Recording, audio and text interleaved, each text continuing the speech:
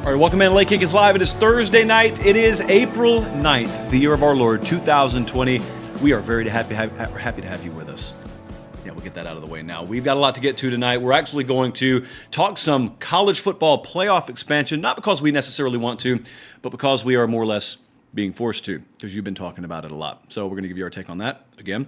I'm also going to somehow tie in WrestleMania 36 and what the WWE just pulled off somehow, some way to what we may see in college football. I know a lot of you guys may not be aware of what they just pulled off because maybe you're like me and you don't watch the modern day product, but really incredible what they were just able to pull off. I'm Josh Pate. This is The Late Kick. We're happy to have you with us. If you haven't already, subscribe to the YouTube channel, click on the bell for notifications, and if you're listening to the podcast, or if you're not, click on the link. And if you are already, please give us a 5-star review there and leave us a comment. We would really appreciate that. As I said, we've got a lot to get to tonight. I also am going to do some Q&A at the end of the show. So we have got a jam-packed show from many different angles. However, I wanted to, as I get my notes in order here, I wanted to start with a report that's been circulating. A report by Brett McMurphy from Stadium that's been circulating for now a couple of days. It looks like he took some time, did Brett McMurphy, and he reached out to a whole bunch, about all of them actually, Power 5 and G5. Now, for those of you who don't really care about these abbreviations, Power 5 is a Power 5, ACC, SEC, Big 10, Big 12, Pac-12, those athletic directors. And the G5 is like your American Athletic Conference, etc. And so he reached out to a bunch of ADs across all of FBS. And he was asking them about playoff expansion. Now, I want to give you my take, but first I want to give you the takeaways from what this report shared. Brett McMurphy, the big headline to take away, 88% of FBS ADs want playoff expansion. Again, 88% want to expand beyond the current 4-team model that we have. I want to read some quotes. Just follow along with me. These are mostly, I think they're all anonymous actually. More and more fans are only concerned with the playoff, one Power 5 AD said. That's sad, but true. So we should expand the playoff when possible. Even if that impacts the bowl system, we have to figure out a way, said another anonymous athletic director from the Power 5. More teams in the playoff is good for the fans, and it's good for the student athletes. We continue. How about this G5 AD getting really mouthy? If they go any other way and they don't include automatic qualifiers for G5 teams, it would create the opportunity for an antitrust lawsuit. I'll get back to that. That's a really fun quote. How about one group of 5 AD preferring the 8 teams to be composed of the Power 5 conference champions, 2 of the top-ranked G5 teams, and 1 at-large selection. That is your 8-team field. His quote, that way, with 2 non-Power 5 teams making the playoff, it would keep the incentive for the investment in opportunities for more teams. No or little access for the non-Power 5 teams would drive disinvestment. Alrighty, let me give you some notable figures here. Power 5 ADs. Now let's just say this slowly because there are a lot of numbers and a lot of letters, and I'm really going to make it make sense in just a second. Power 5 athletic directors. 17% of them support the current model, 4 teams. 83% want to expand this. Out of the G5 athletic directors, only 9% support the current model, and 91% want to expand. To be honest with you, I'm surprised it's as low as 91%. I thought all the G5s would be on board with that. Now came the next question. I'm already not on board with playoff expansion, you know that, but it doesn't matter because I'm not an athletic director and these people are, albeit anonymous right now, but they are. And so the question was posed, well, since you all want to expand, what should an 8-team playoff look like? Who should get in? Now this is where things really get fascinating. Out of Power 5 athletic directors, 59% supported a model where all the Power 5 conference champs get in, 2 at-large teams get in, and 1 spot is guaranteed to a G5 team. UCF, Boise, you understand.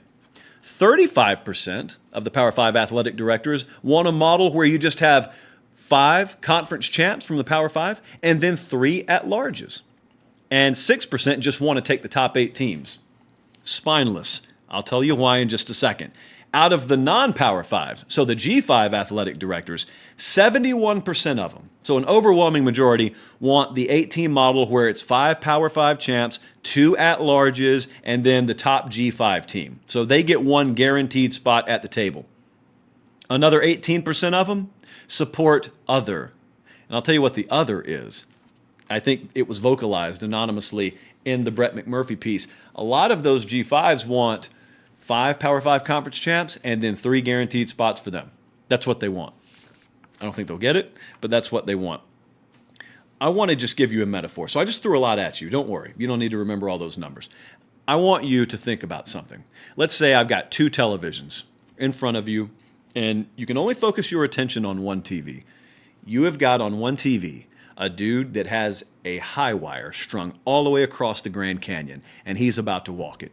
And then on the other TV, there's a guy who has the same grade and same strength high wire strung across a river, 20 feet above the water, and he's going to walk it. I want you to think about which TV you're more likely to watch. Grand Canyon, 20 feet above a river. 1,000-foot fall potentially, 20-foot fall potentially. Think about that. Quick takeaways from what we just talked about here. I don't care about the 88% number. Of course, an overwhelming majority of athletic directors are going to want playoff expansion. No one's in this for the greater good of the sport. If you're an athletic director, if you're a head coach, if you're a fan, really, for that matter, your number one interest is your program, your university, your team, your best interest. So very few people who were surveyed about this, even if really they thought the integrity of the game would be harmed by expanding the playoff, would opt to place what's best for the game over what's best for their university. Don't pay attention to the 88%. Here's what we can't know. Who is in the 12%? Not all voices at this table are equal, nor should they be.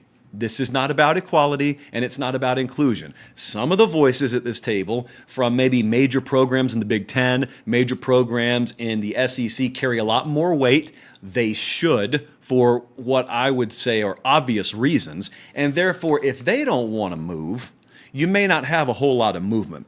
I don't care, and I actually found it somewhat humorous that there was threat of an antitrust lawsuit by one of these a group of 5 athletic directors. Let me read this quote again. Again, this is a Brett McMurphy piece from Stadium.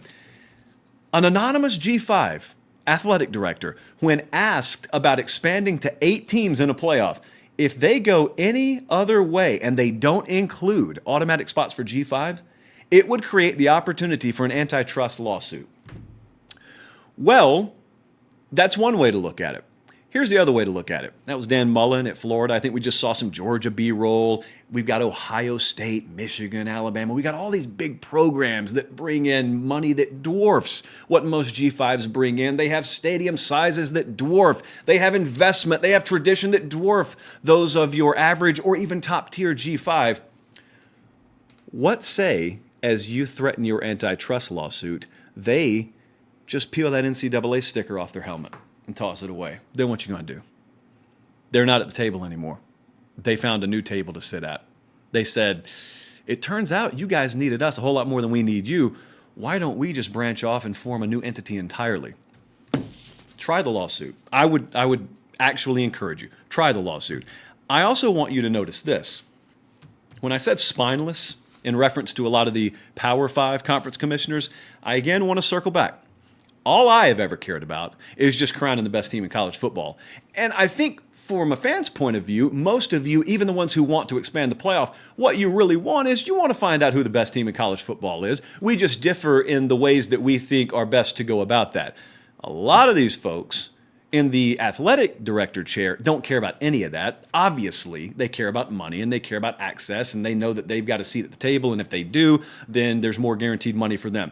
Hey, I'm not painting them as evil. I understand. That's probably the way that I would act if I were an athletic director. But here is where all of the intellectual dishonesty really comes to light.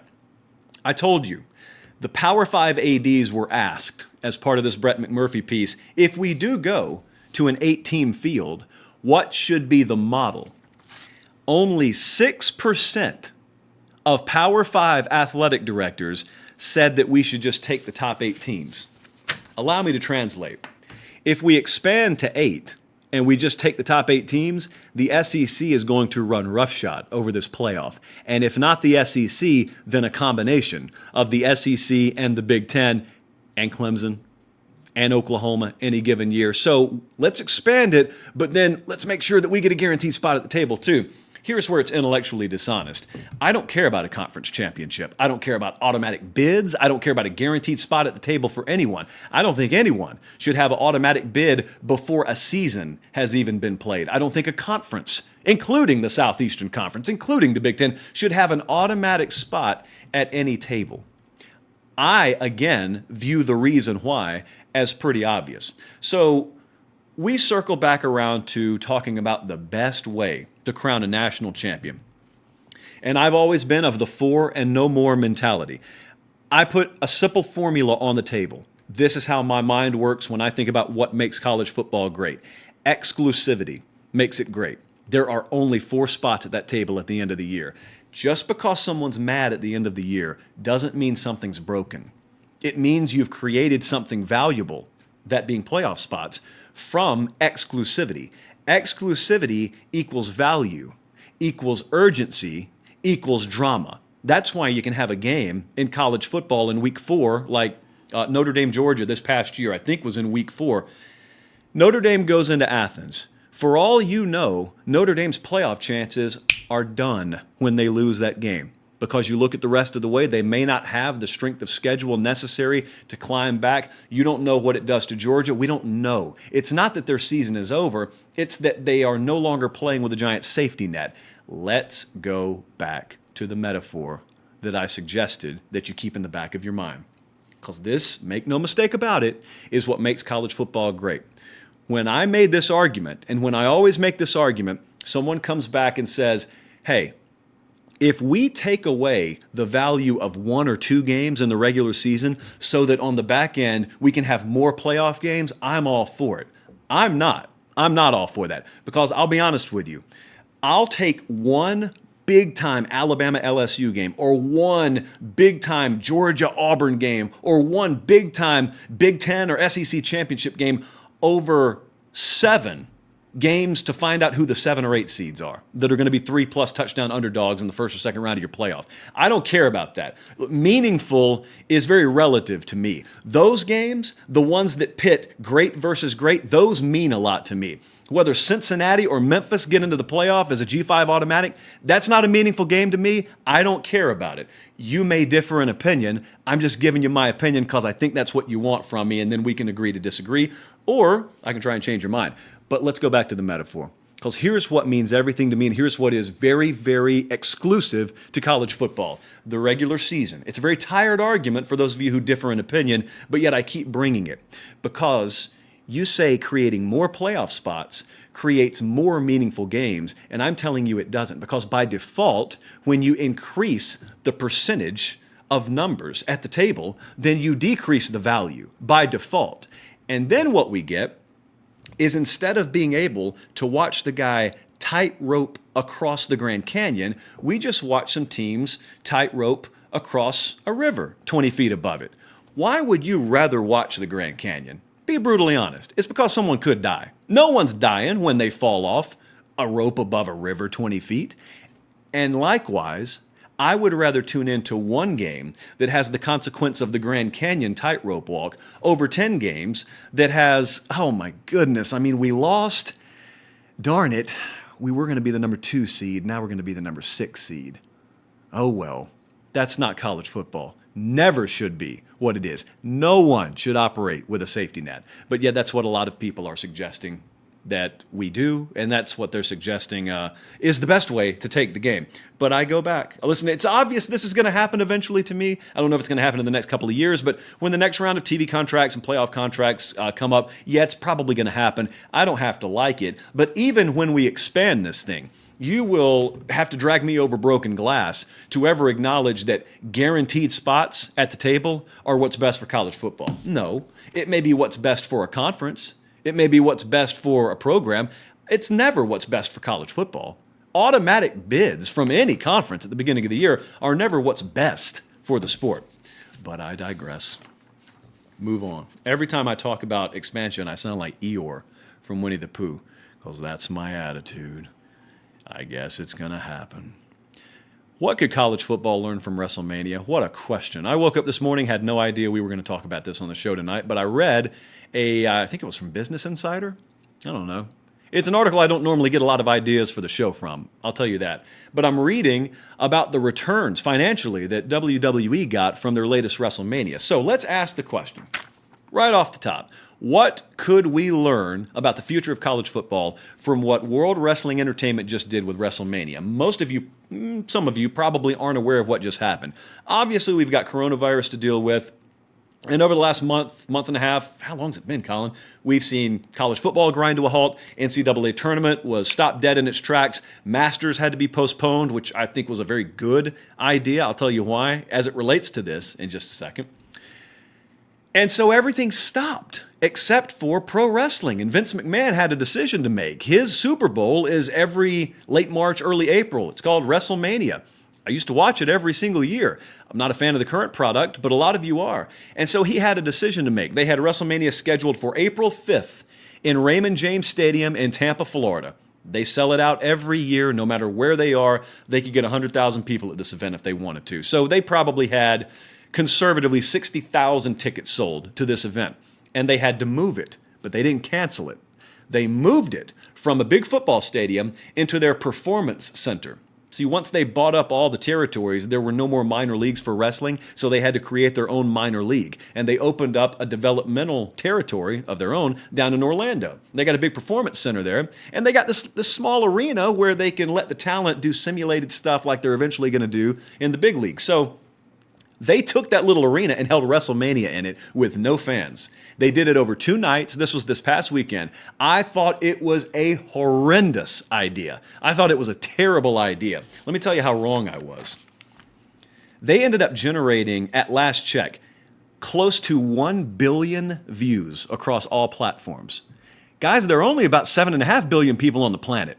And about 1 billion views were netted across all digital platforms for WrestleMania in an empty arena.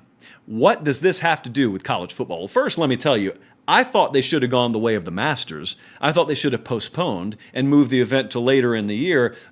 For having your big crowd and your spectacle and your showcase of the immortals, as they call it, you just would have had it a little bit later. Well, that's not what McMahon wanted to do because, in his words, I think he was quoted as saying, everybody else was walking one way. We were going to be the one tent pole that stayed, and that's all well and good. I mean, the guy knows a lot more about his business than I do, and he knows his audience a lot better than I do, apparently, because I thought it was terrible.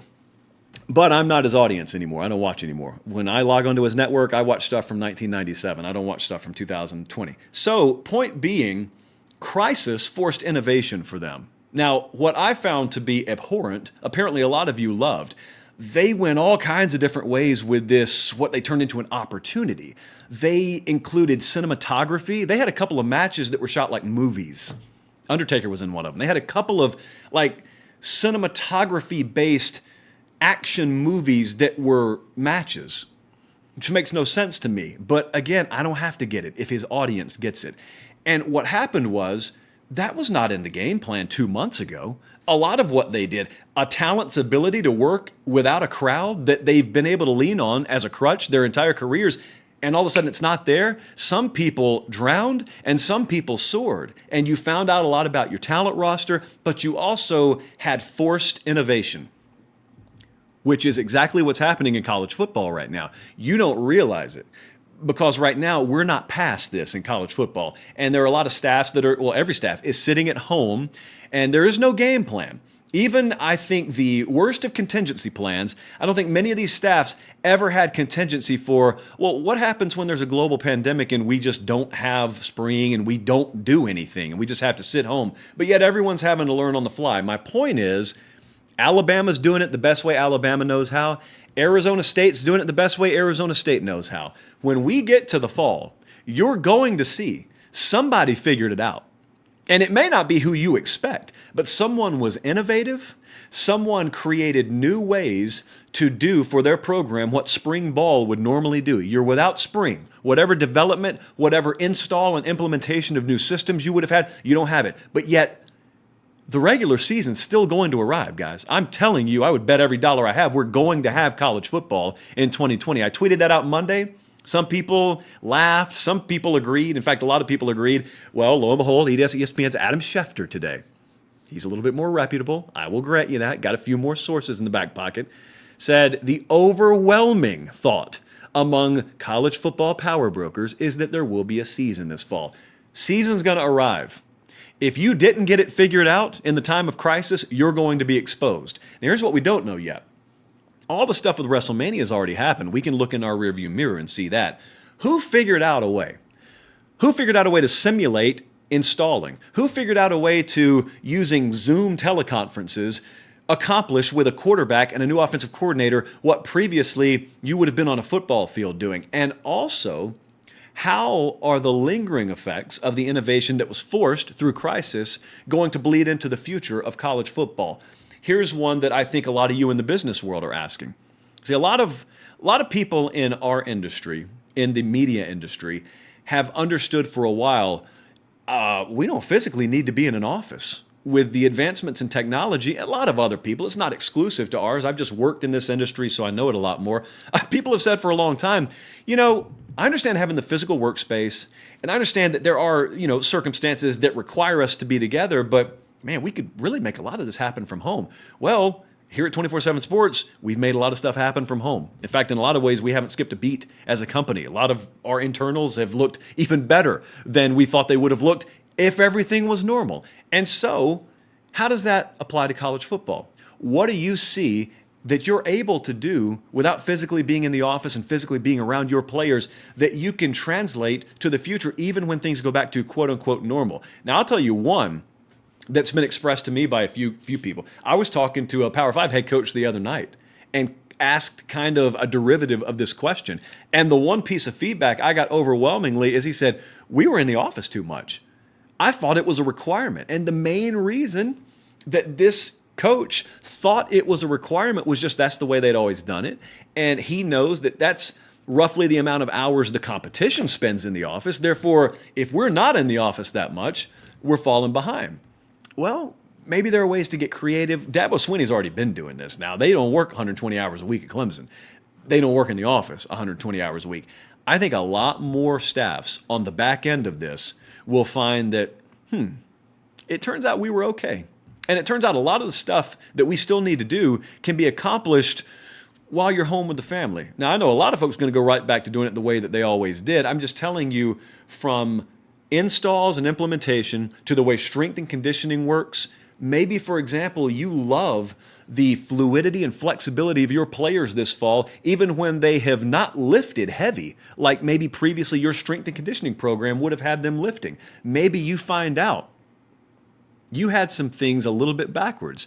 Maybe a lot of the stretch and stride and band work and just overall calisthenic and high-intensity interval training work that are being done right now, maybe that better prepares you for a football season than how many times you can squat 405. Not that there isn't a lot of requirement for power in this sport. Please don't get me wrong. I stand on the sidelines every Saturday. I know what my eyeballs tell me, but I also know that this time next year, a lot of guys that lead programs are going to be doing things that are no longer necessities simply because they found a better way in a time of crisis. Just like Vince McMahon just found a better way somehow in a time of crisis than he would have if he held WrestleMania in a football stadium. And that is how WrestleMania applies to college football right now. We had a number of questions in the inbox, so let me get to a few here. Always love the name Atticus, so I'm going to lead it off with a question from Atticus Cohen. It's a question that, as far as I can tell, I've heard asked every year about Auburn football. The tight end position and the fullback position. Are they going to be incorporated and used more this year? There were times back in, I would call them Gus Malzahn's glory days. I mean, the very beginning of his stay at Auburn. How does it get any better than playing for a national championship? Unless you win one, and they came up just short. But back then, and in the couple of years after that, they had some really, really good offensive personnel pieces that were overlooked because they had been recruited and underdeveloped and improperly leveraged and utilized. Guys like Jay Prosh, who's kind of a last of a dying breed sort of player, phenomenal fullback. CJ Uzama was a guy they had as a tight end that they could just as easily flex out to a slot receiver. And obviously why that was so important is because Malzahn's offense could be multiple and they could work with tempo and do the same thing that LSU just did this past year. Thaddeus Moss was used a lot the same way at the tight end, quote-unquote tight end position for LSU that CJ Uzama used to be used. It's really hard when a guy can line up as an inline blocker and then 13 seconds after the whistle is blown, line up in the slot, and you don't get to substitute defensively because you don't have time to. Those are the pieces they used to have. They haven't been that versatile. Therefore, they haven't been that multiple. You got to have versatility with your personnel to be multiple in your packages. They haven't had that. And so every offseason, as Atticus just asked, folks ask at Auburn, how are we going to fully incorporate the fullback and the tight end? Because that's what they remember. And the answer is, I have no clue. Every single year in spring camp, there are names like J.J. Wilson this past year, I remember, was a name that I kept reading about out of Auburn. And I was paying attention because I always pay attention to those position groupings because I know that's when Malzahn's offense is at its best. And I know you just hired a new offensive coordinator in Chad Morris. I'm still going to call it Gus Malzahn's offense. My answer, Atticus, is I don't know. There was the obligatory, we're going to use the tight end more, but you hear that with every offensive coordinator hire. When's the last time an OC got hired and said, I don't really have a whole lot of use for tight ends? Even if they don't, they never say it. It's no good for recruiting, and it's no good for telegraphing what you do. And so it also doesn't excite a fan base. You get a guy who talks about how we're going to properly utilize the tight end position, that really fires up a fan base. My answer is I have no clue. And since we didn't get any spring ball at Auburn, and this is one of many programs, hiring a new offensive coordinator and yet losing a spring to install, what's Gus Malzahn doing at Auburn right now? How are they marrying what Bo Nix can do and the personnel that they have currently and having to replace all these offensive linemen with what they're going to do offensively? What if previously Gus Malzahn was fully bought into handing over the reins of the offense to Chad Morris, but now without a spring to install whatever new they were going to do, all of a sudden he has trepidation, cold feet, he feels uncomfortable. What if that happens at Georgia? What if that happens at LSU defensively? A lot of what ifs. Some of them are going to figure it out. Others are going to be exposed in the fall. Don't know who's going to be who yet. Clem and Son. Don't know if it's an auto shop company in South Carolina or this is just a really fancy screen name. Clem and Son. Now think about this. This is a futures bet. You can bet along with me. Florida State is currently 20-13 all time. Full disclosure, I did not check the validity of this. Colin saw me get the question and write it down. According to Clem and Son, we're going to hope the stats right. FSU is 20-13 all time versus Clemson. Who reaches 21 wins first? Translation. Will Clemson win 8 consecutive games over Florida State before Florida State's able to win 1? Well, by default, I just have to assume either disaster is going to strike at some point, upset's going to strike at some point, or maybe Mike Norvell will just become very competitive at Florida State. So they got to win 1 before Clemson wins 8. I'm going to take FSU to win 1 game. Thomas Hallman just gave us darn near $5, so I've got to acknowledge him. We are always appreciative of the Super Chats. Should we, assume they mean South Carolina here, should we give Muschamp another year? Because I don't know if Bobo has time to build a new offense. This is actually a really good question, and it applies beyond South Carolina. Think about who you perceive to be on the hot seat. Will Muschamp fits that description. Entering spring ball, entering the 2020 season, who was on the hot seat? Now I want you to imagine a world wherein these programs lose football revenue.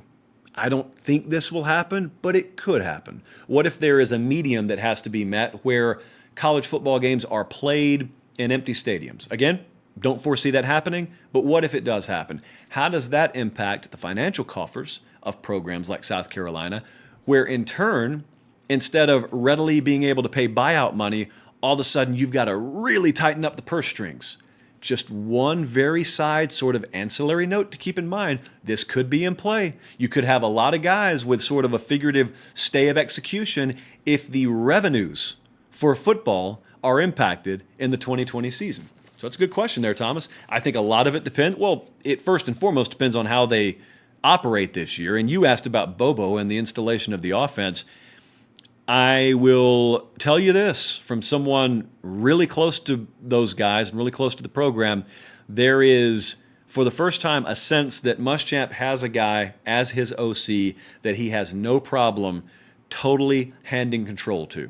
We've heard it said before. All I can tell you is I've never fully heard that sentiment expressed from the particular people that I'm talking about right now.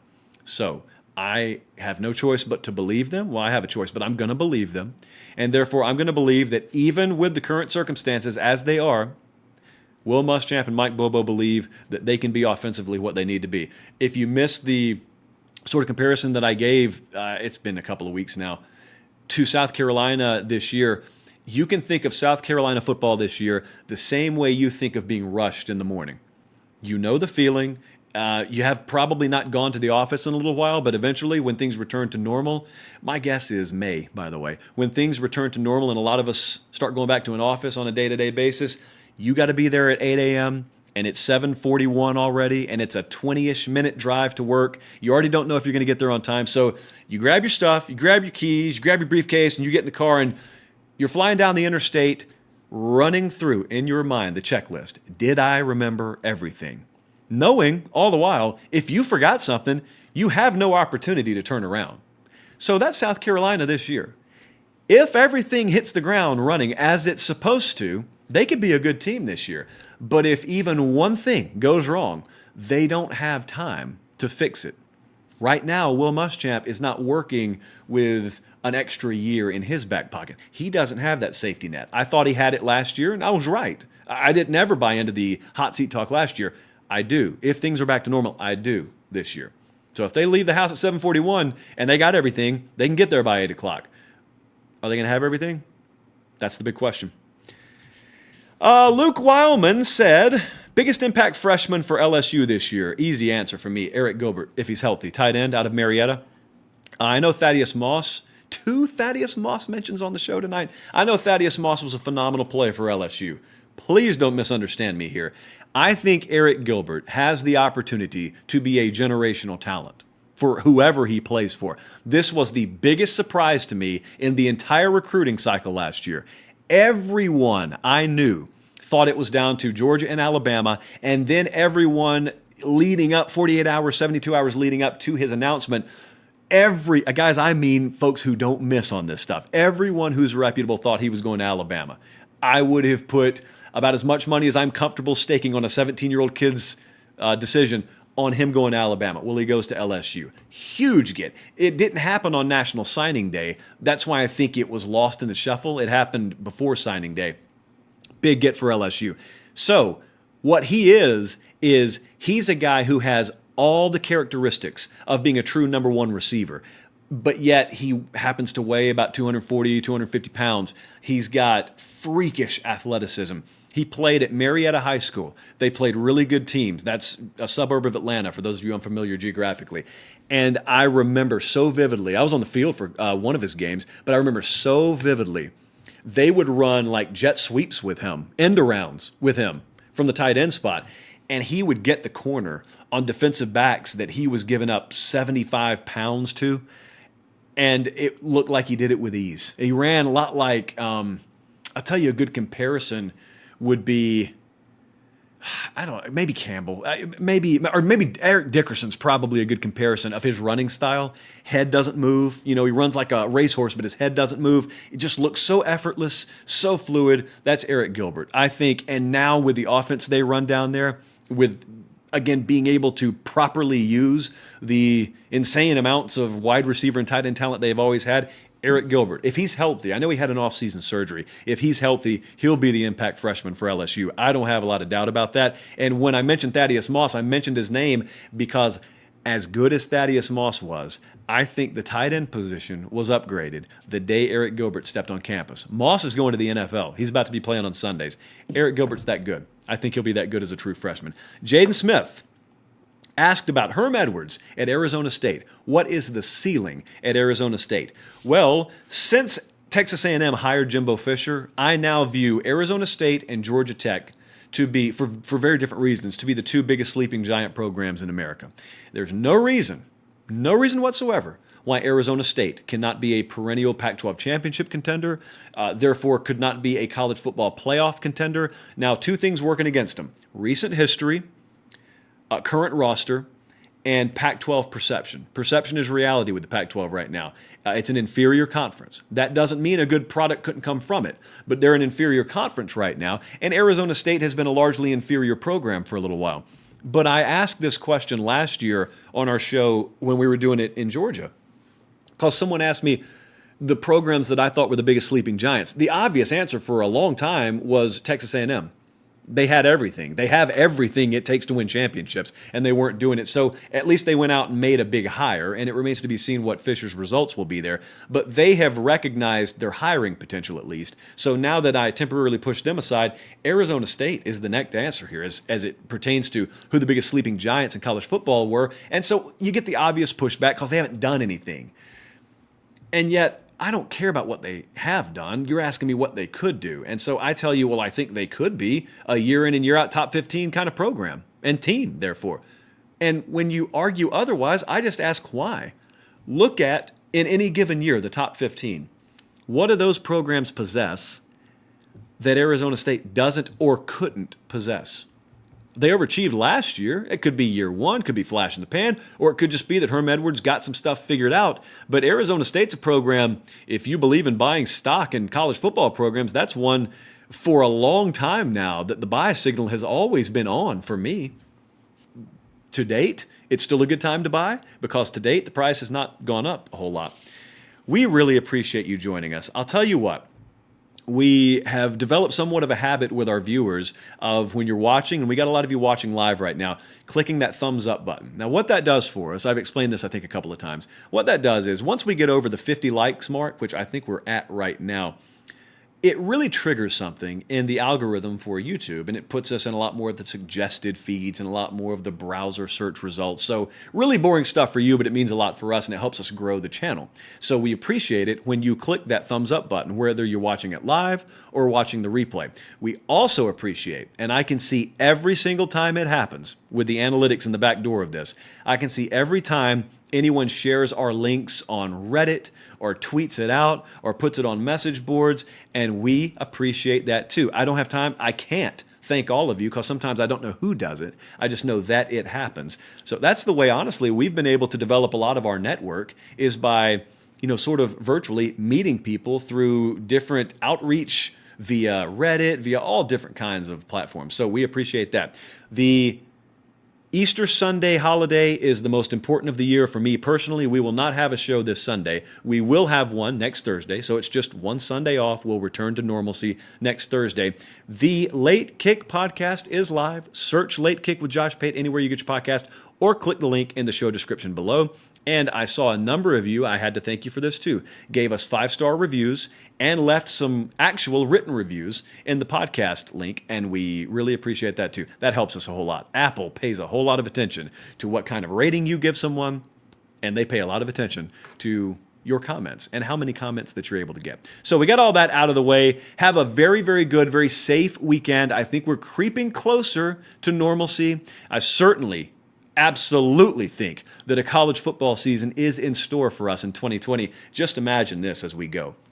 Right now, we're kind of in the desert, and you're wondering, and you're wondering, and you're wondering, but eventually, you're going to wake up one morning, or you're going to be at lunch in the middle of the day, and you're going to pull up your phone, and there's going to be a breaking news alert from wherever you get your news from, and it's going to say, college football will resume at fill in the blank. Think about how happy you'll be. I know how happy, actually, I probably can't put into words how happy I'll be, but it will happen. And whereas we've been here during the tough times, we'll certainly be here in force when the good times return. You've been with us the whole time, though, so we really appreciate that. We'll be back next Thursday. Enjoy your Easter holiday weekend. I'm Josh Pate. For Colin, for Aaron, for everyone here, this is The Late Kick. Have a great weekend.